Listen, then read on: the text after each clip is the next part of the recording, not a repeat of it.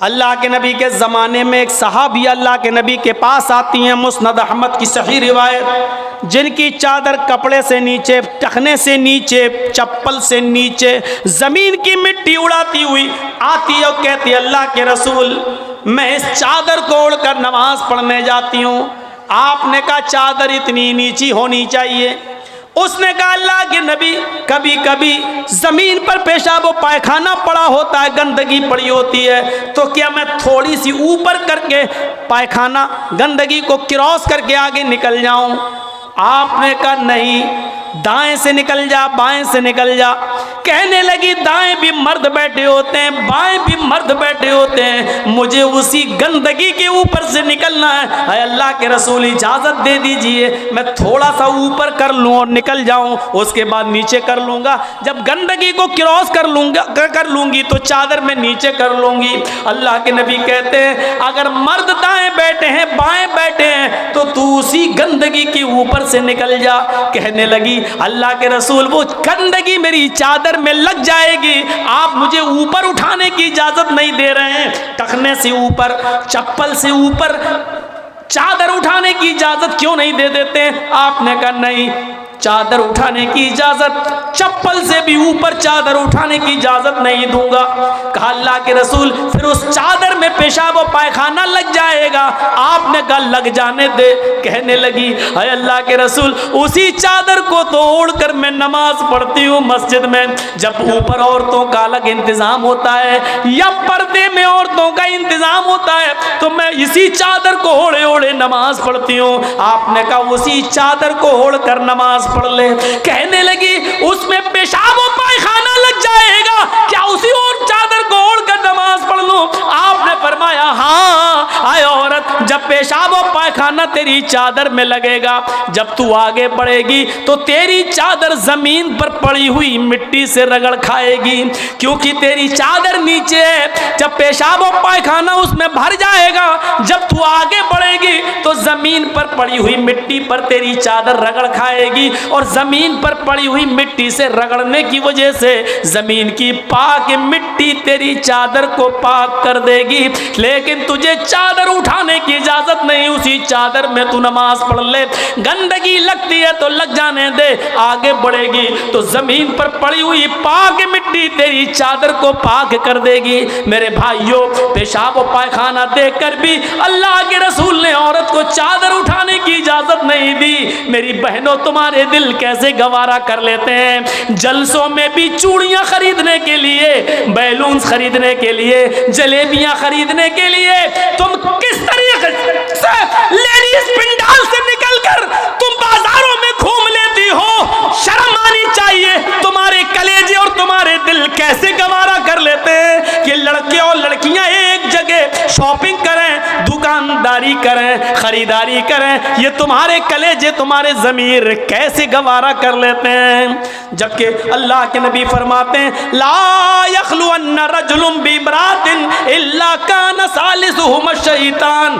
कोई मर्द किसी औरत से तन्हाई में न मिले, कोई मर्द किसी औरत से अकेले में न मिले कि उसमें तीसरा शैतान होता है, उसमें तीसरा बहकाने वाला शैतान होता है। मेरे भाइयों, इस्लाम का कानून यही है, इस्लाम का निज़ाम यही है। एक औरत, उसका शौहर मर चुका है, औरत के पास बहुत ज़्यादा पैसा है, वो हज करना जाना चाहती है, शौहर इंतकाल कर गया, अब औरत अकेले हज करने नहीं जा सकती है, जबकि मुस्तती है, साहिब इस्तिताअत है, हज करने जाना चाहती है, अच्छा काम करने जाना चाहती है। इस्लाम कहता है कि तेरा शौहर नहीं है तो भाई के साथ जा, भाई नहीं है तो बाप के साथ जा, बाप नहीं है तो बेटे के साथ जा, लेकिन किसी महरम का होना जरूरी है, उसके साथ जा।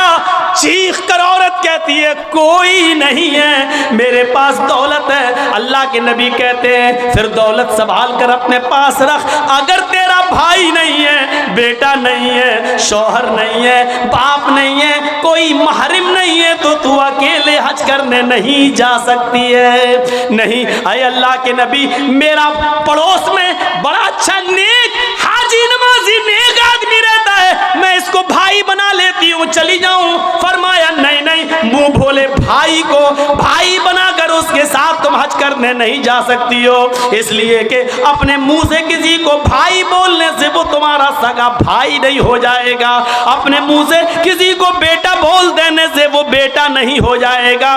तुम किसी को बेटा बोल दो, भाई बोल दो, जो चाहो बोल दो, लेकिन इस्लाम ये कहता है कि उसके साथ भी औरत को इजाजत नहीं है कि वो हज करने जाए। अगर कोई नहीं है तो मत जाओ, लेकिन इस्लाम इस बात की इजाजत नहीं देता है कि तुम अकेले जाओ या किसी को बहन, किसी को भाई या बेटा बना कर जाओ, इस बात की इजाजत नहीं देता।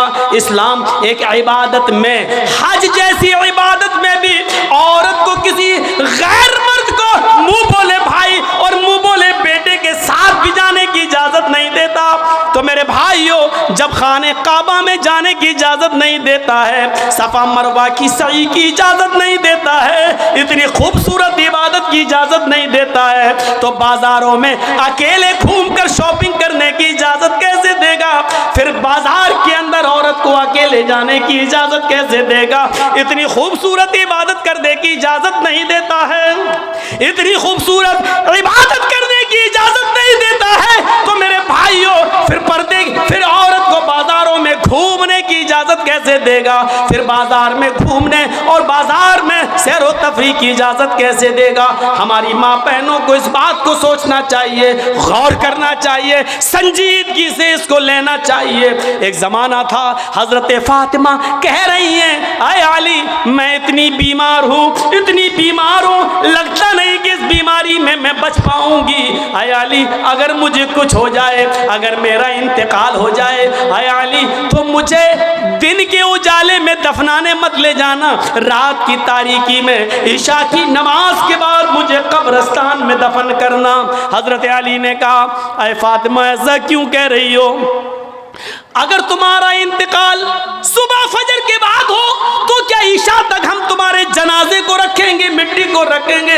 तुम्हारे बाप का, तुम्हारे अब्बू का फरमान है कि मैयत को जल्दी कब्रिस्तान ले जाओ, फिर मैं लेट कैसे करूं? फरमाती हैं, आए अली, आए मेरे प्यारे शौहर, मुझे रात में ही ले जाना, मेरी बात को गिरा बांधो, मेरी बात को मजबूती से पकड़ लो, मेरी वसीयत को याद रखना, चाहे मेरा इंतकाल कभी भी हो, लेकिन मुझे ईशा के बाद दफनाना, मुझे दिन के उजाले में कब्रिस्तान न ले जाना।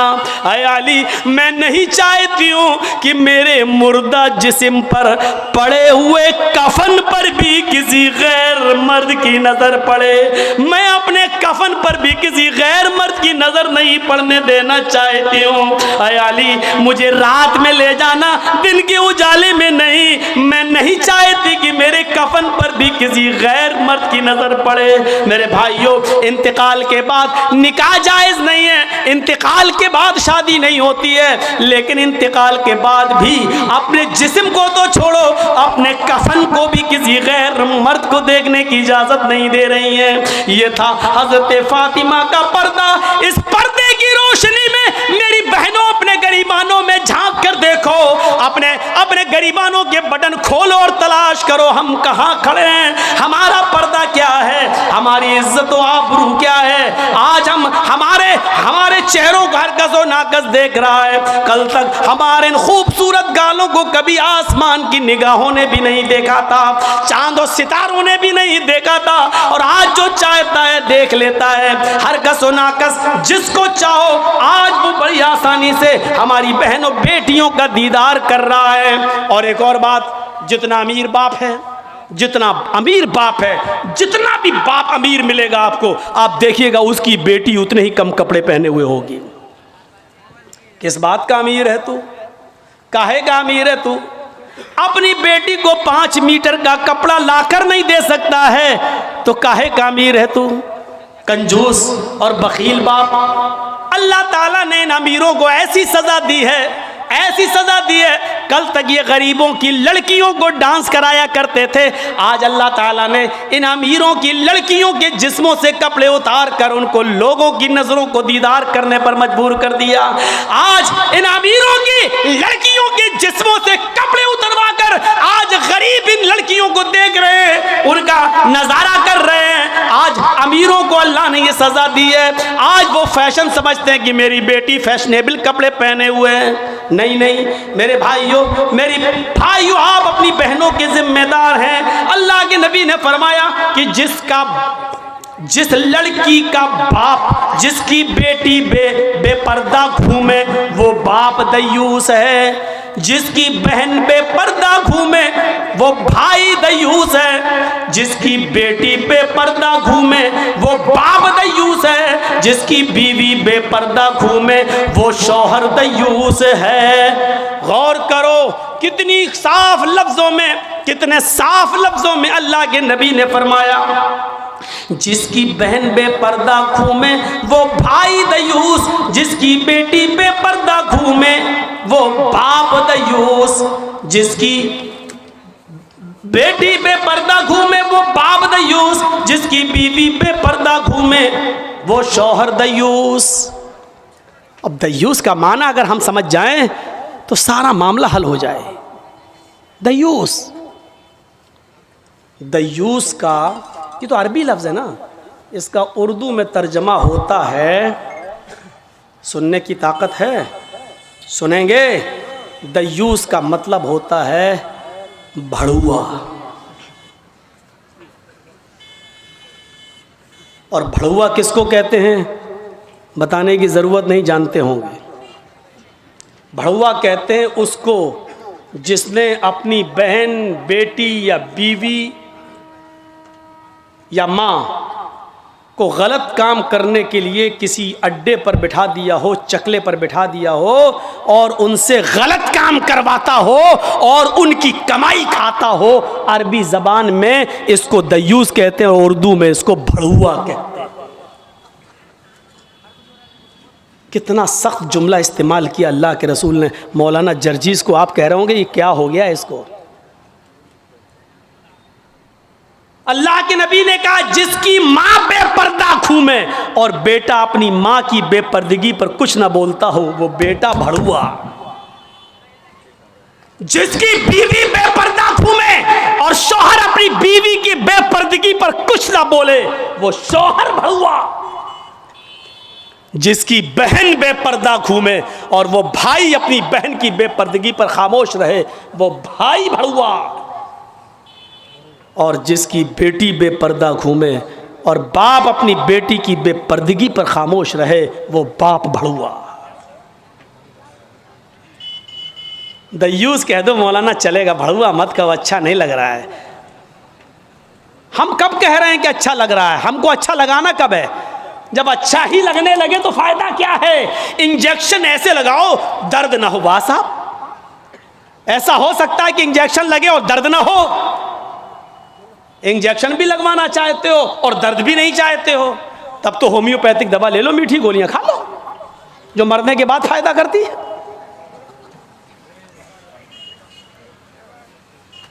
होम्योपैथिक दवा के बारे में यही मशहूर है, बहुत लेट फायदा करती है, तो हमने कह दिया मरने के बाद फायदा करती है। लेकिन सिस्टम मिल जाए तो जादू की तरह भी फायदा करती है, बहुत जल्दी भी करती है। तो जब आपको मीठी गोलियां ही खाना है होम्योपैथिक दवा, तो फिर मत कराओ तकरीरें, और तकरीर करा रहे हो तो सुनो, सुनना पड़ेगा। कितने लोग हैं आज जो अपनी बीवी की बेपर्दगी पर सवाल उठाते हैं? कितने ऐसे हैं जिनकी बेटियां आज बेपर्दा घूमती हैं और वो बाप अपनी बेटियों को डांटते हैं? अगर माँ बाप अपनी बेटियों को सही से जिम्मेदारी निभाने लगे तो आज एक भी लड़की के पास एंड्रॉयड मोबाइल ना हो। हमारी 18-20 साल की लड़की जिसकी शादी नहीं हुई घर पे रहती है, उसके हाथ में एंड्रॉयड मोबाइल चीख चीख के बता रहा है कि बाप की तरबियत में कमी है, बाप अपनी बेटी पर पूरा का पूरा हुक्मरान नहीं है, हाकिम नहीं है, या ये कह रहा है बेटी के हाथ में वो एंड्रॉयड मोबाइल चीख चीख के कह रहा है ये बाप ना कह रहा है, बेटी के आगे बाप की नहीं चल रही है, बाप मजबूर हो चुका है। मेरे भाइयों, अगर बाप मजबूर न होता तो बेटी के हाथ में एंड्रॉयड मोबाइल नहीं होता। क्या जरूरत है बेटी के हाथ में देने की? वो तो घर में रहती है, क्यों चलाएगी साहब? आपकी बेटी 18-20 साल की क्यों फेसबुक चलाएगी? क्यों व्हाट्सएप चलाएगी, क्यों मैसेंजर चलाएगी? और आप कैसे अपनी बेटी को फेसबुक और मैसेंजर और व्हाट्सएप चलाने के लिए ढील दे सकते हैं? कैसे? आपका ये दिल कैसे गवारा कर लेता है? आप जिम्मेदार हैं। हमारी ये बेटियां कल बच्चों की माएं बनेंगी। शादी के बाद इनको अपने बच्चों की तरबियत करना है। माँ के कदमों के नीचे जन्नत बताई गई है। हालांकि ये कोई हदीस नहीं है, एक मकूला है, लेकिन बच्चे अपने माँ के कदमों के नीचे जन्नत कैसे ढूंढें? ये आजकल की माँ के कदमों के नीचे जन्नत है? जिसको खुद नहीं मालूम कि कदम मेरे कहाँ हैं, उसके कदमों के नीचे बच्चे जन्नत ढूंढेंगे? हमें सोचना है, हमें अपनी बेटियों की तरबियत करना है। इमाम अहमद इब्न हंबल अपनी मुस्नद के अंदर एक वाक़या नकल करते हैं कि एक सहाबिया थी, उनके घर में एक बच्चा पैदा हुआ। एक सहाबिया थी, उनके घर में एक बच्चा पैदा हुआ। जब बच्चा पेशाब करता था तो वो पानी का लोटा उस बच्चे की शर्मगाह पे डाल देती थी। जैसी बच्चे ने पेशाब किया वो पानी लाती और शर्मगाह पे डाल देती। वो सहाबिया कहती हैं, मेरा बेटा जब चलने के लायक हुआ, पहला दिन था उसका चलने का, पहला दिन था मेरे बेटे के चलने का, पहला दिन था मेरा बेटा खड़े होकर जब चला, मेरे बेटे को जब पेशाब की ज़रूरत महसूस हुई तो उसने पानी का बर्तन देखना शुरू कर दिया। माँ कहती है कि मैं देख रही थी अपने बेटे को, जब भी वो पेशाब करता था तो मैं पानी उसकी शर्मगाह पे डाल देती थी। आज देखती हूँ मेरा बेटा चल रहा है, देखती हूँ ये क्या करता है। जब बेटा पहला दिन चलने के लायक हुआ, पहला दिन था, तो बेटे ने पानी का प्याला उठाया और दोनों हाथ से पकड़कर धीरे धीरे चला और एक कोने में जाकर बैठ गया, पेशाब किया और पेशाब करने के बाद वो पानी का प्याला अपनी शर्मगाह पे डालने लगा। उसको इस्तिंजा करना नहीं आता था, उसको धोने का तमीज़ भी नहीं मालूम था, उसको पता ही नहीं, लेकिन वो वैसा ही कर रहा है जैसी उसकी माँ ने उसको बताया। जैसे उसकी माँ उसके साथ कर देती थी, वो पानी का प्याला उठाकर अपनी शर्मगाह पे डाल लिया और खाली प्याला लेकर अपनी माँ के पास आ गया। माँ की आंखों में आंसू आ गए, आसमान पर नजर डालकर कहती है, फुज़ तो बिरब्बिल काबा, काबे के रब की कसम में कामयाब हो गई, अल्लाह की कसम में कामयाब हो गई। अपने बच्चे को जो सिखाना चाहती थी मेरे बच्चे ने वो सीख लिया।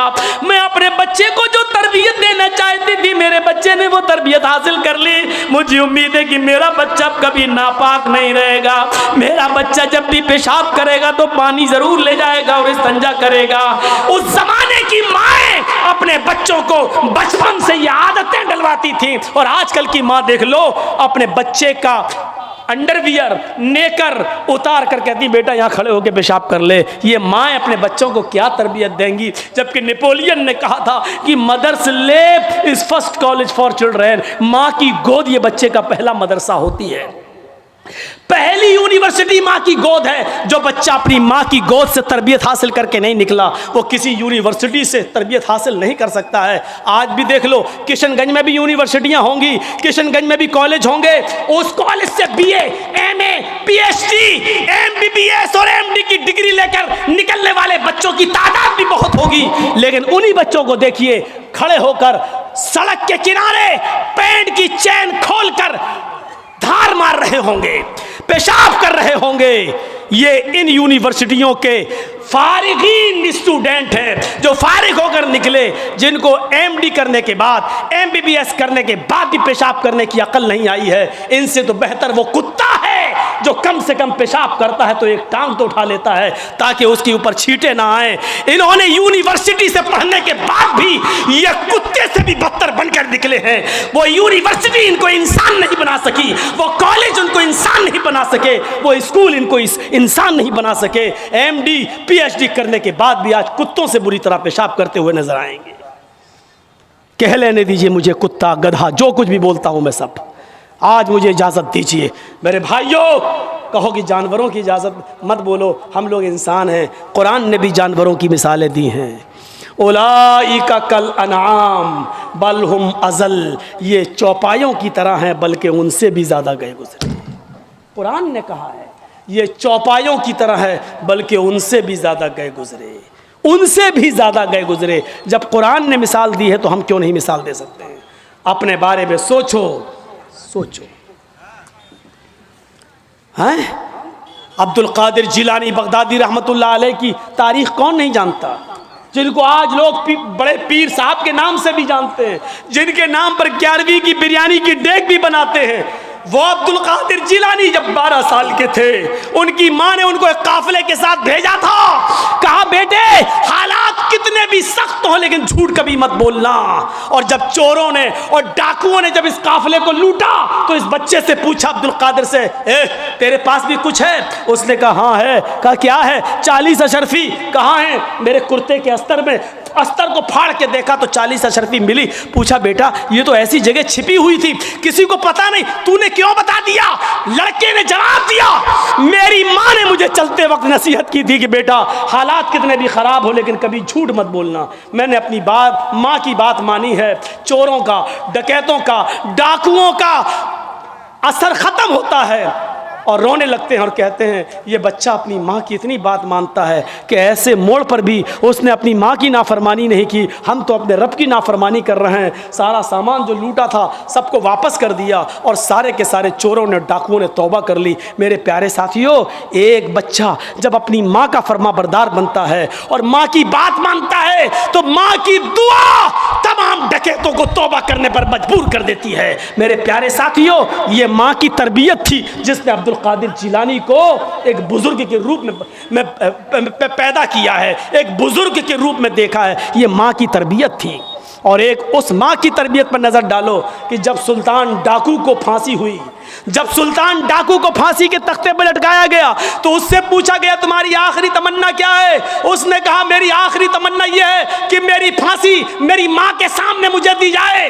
उसकी माँ को बुलाया गया, कहा तेरा बेटा तेरे आंखों के सामने मरना चाहता है। सुल्तान डाकू की माँ की आंखों में आंसू आ गए।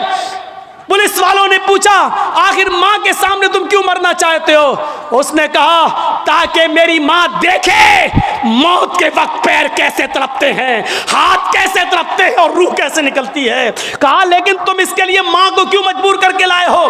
फरमाया पुलिस वालों तुम नहीं जानते हो, जब मैं 8 साल का था, 10 साल का था, मेरी माँ ने मुझसे एक अंडा मंगवाया था। मैं एक दुकान पर गया था, मैं अंडा लेने गया था लेकिन एक अंडा मैंने चोरी कर लिया था दुकानदार का और मैं उसको अपनी जेब में भर लिया था। फिर मैंने उसके पैसे नहीं दिए थे, वापस आ गया। मैंने जब वो अंडा अपनी माँ को दिया और पैसे भी वापस किए, माँ ने कहा क्या हुआ अंडे वाले ने पैसे नहीं लिए? मैंने कहा नहीं, मैं अंडा चुरा लाया हूँ। तो मेरी माँ ने मुझे थपथपाया था कि बेटा हम लोग गरीब हैं, अच्छा किया तूने ये पैसा बचा लिया, किसी और काम आएगा।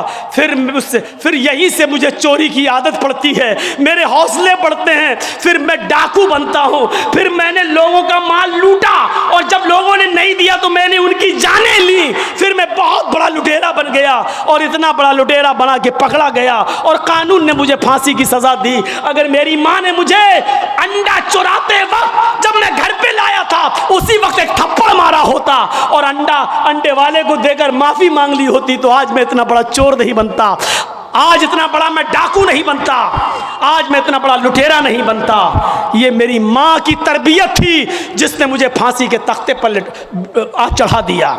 मेरे भाइयों मेरा भी वक्त हो गया है, इसलिए मैं थोड़ा सा बस जुमले ख़त्म करने वाला हूँ। आप थोड़ा सा बैठे रहिए, इसी तरीके से मोबाइल जलाए रहिए।